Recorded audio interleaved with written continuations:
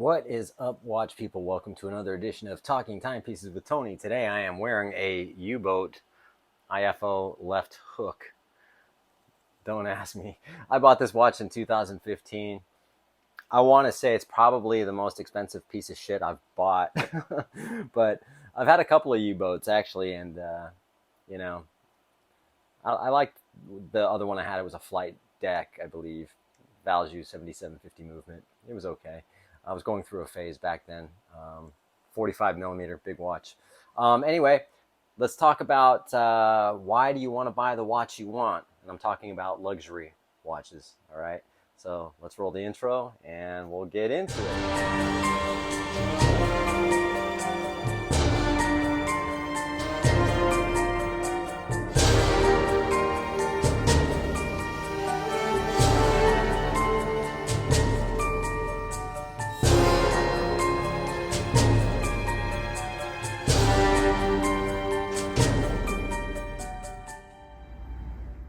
Okay, so this is a kind of, I'm just winging this one. I wing all of my videos, but in this case, it's like, why do you want to buy the watch you want? When I say luxury brands, I'm talking about, your Rolex, your Patek Philippe, your Jaeger-LeCoultre, your whatever it is that you like, Breitling, Panerai, um, Omega, Cartier. All right, so there's a few things. The watch market in general, let's go back. I've been into watches since I was a young kid, um, and I've loved them ever since. That's just the thing. I never jumped on any bandwagon. I've just been what I've been into, and I've loved what I've loved. My favorite brands have always been Rolex, Cartier, Vacheron, and Patek Philippe. Never cared too much for AP, and I still don't. But that's just my opinion. But the thing is now, especially with the social media and YouTube, there's so many channels out there and there's so much hype and, you know, these watches, these grail watches, what can I get? What can I afford? What can I buy? You know? Um, so a couple things. One is, for one, why do you want the watch you want? So be it a Rolex Submariner, for instance. Why do you want that watch? Do you want that watch because it's a watch you can't get, it's a hype watch right now, or is it something you genuinely really love and want? Are you buying a watch because you truly love the watch? Again, that's a huge thing, because when you buy like a hype watch or something that you might not know that much history about, but the Hulk Submariner is such a sought after watch, and this is what it's going for. The Once you get the watch, you'll find after a certain period of time, if it was something you really, really didn't want, you're going to get bored with it real fast. But keep in mind, there's a resale value on those. So again, something like that, you can't just walk into your 80 and purchase. In fact, they don't even sell it anymore. It's discontinued, right? So, you're going to make sure that when you purchase a watch, it's something you really, really love, something that maybe means something to you. This is what you've been wanting. Do your research on the watch that you want. And make sure you love it. Are you buying it just to be safe? Are you looking for an investment piece? Because guess what? There's no real safe investment in watches.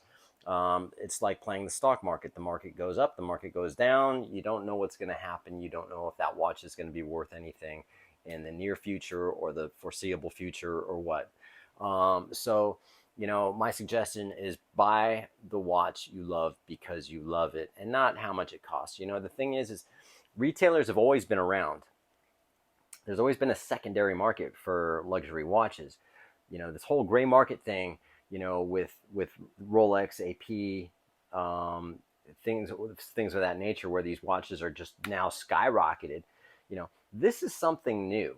It used to be a time when you would buy a watch, you love the watch, have it for a period of time. If you got bored with it and you wanted to sell it, no matter what, Rolex, you would lose money on it. You might not lose that much, but you would still lose money on it. I sold it Datejust. I lost $2,000 on it just in 2018. So that's not that long ago. Could I have sold it for more? Maybe if I held off. Well, if I would have definitely held off, I would have been fine now. But, again, it's this whole situation. There's always been a secondary market. That's why when you look at, pre-owned Cartier, they're going for, reasonable prices for the most part. Get a Santos or be it a Tank. Those watches were never affected in the the explosion of the gray market. Those watches never went up, because there was never really any shortage with them. You know what I mean? And that was the whole thing. It was like, Cartier were still making watches, and you can still get them. There's a ton of watches, Zenith, whatever you want to call it. These watches are not that sought after. You can get them new at a discount at your retailer still to this day. So are you buying the watch because it's a safe investment piece? Again, if you get a Submariner, it's a fairly safe investment. But do you really love that watch? Are you going to wear it? Or are you going to pack it away and store it in a safe or in the bank, safety deposit box, thinking, 2 years from now, I could make $5,000-$10,000 on it? You don't know. You might lose money on it, and therefore you've just wasted 2 years or a year, or however long you had it in a safety deposit box, and you never wore the thing. Enjoy it. Life is short. Okay. Another thing is, how much money should you spend? Okay.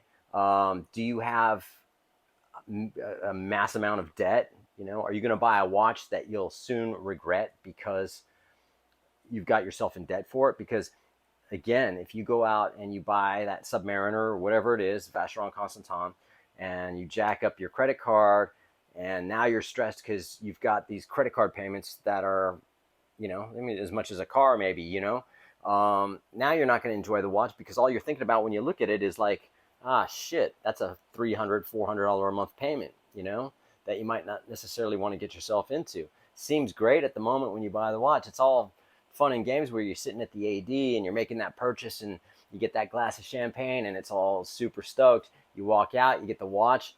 A week later, things set in, buyer's remorse. You buy that watch from an AD, most likely they aren't going to take it back, So you got to make sure you're safe, and that you're financially safe to buy it. If you're young and you put some money on, or you're saving up just to get that watch because you love it, then you saved up and you bought it, and you didn't get yourself into debt for it. Me, I'm completely debt free. Everything I own is owned.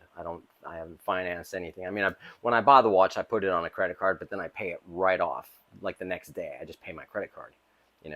So it's one of those things that I make sure I don't get myself into debt, and because then I'm not going to enjoy it. I'm going to be like, and I've been around watches enough to know that I've had some really cool pieces, and you kind of can get bored with them real quick. It's the watches that really have meaning to you. Like my Submariner has a really great meaning to me.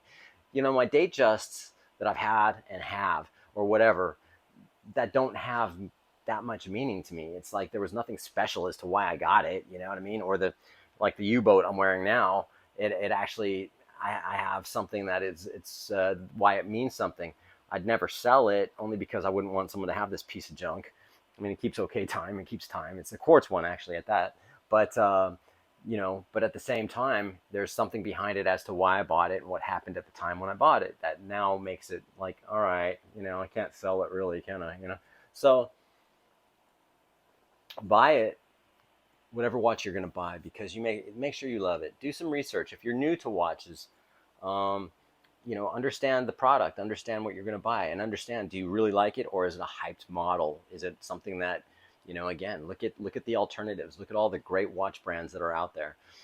Buy something that's in your price range, or something affordable, something you're not going to regret spending the money on 2 months, 6 months, a year down the road.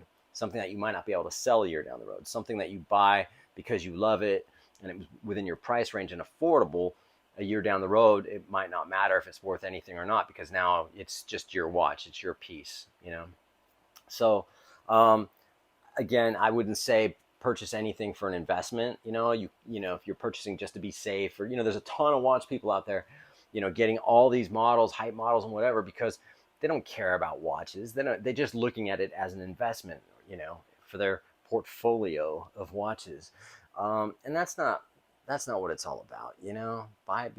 Again, life is short, man. I can tell you that through just everything I've been through in life. I don't take it for granted, but at the same time, again, buy something, wear it, enjoy it, love it, and down the road, if you want to get rid of it, then at least you enjoyed it and you wore it and you put time into it and it meant something to you, and let someone else enjoy it after you. I've made plenty of mistakes where I bought watches that I'm like, oh, why the hell did I buy this? I didn't need it. No one needs a watch really, but at the same time, It's like, again, buy it because you love it. It's not what you wear, it's how you wear it, you know. And I've said this a million times too. I have a lot of friends that don't give a shit about what kind of watch I wear, man. I wear a Swatch, doesn't matter. Okay. I don't have any friends that have watches. I literally don't hang out with anybody who has watches, you know. It's like being in the music industry. I don't hang out with musicians. I don't like hanging out with musicians, you know. So, and I don't hang out with people that are into watches, if that makes sense, you know. And that's just the way it is. I don't know anyone who's uh, a watch collector, you know. They think I'm all crazy because I, you know, spend a fortune on watches. But having said that, I hope this made some sense to you. Again, I appreciate everyone watching. Like, subscribe, all that good stuff. And you guys take care and have a good one.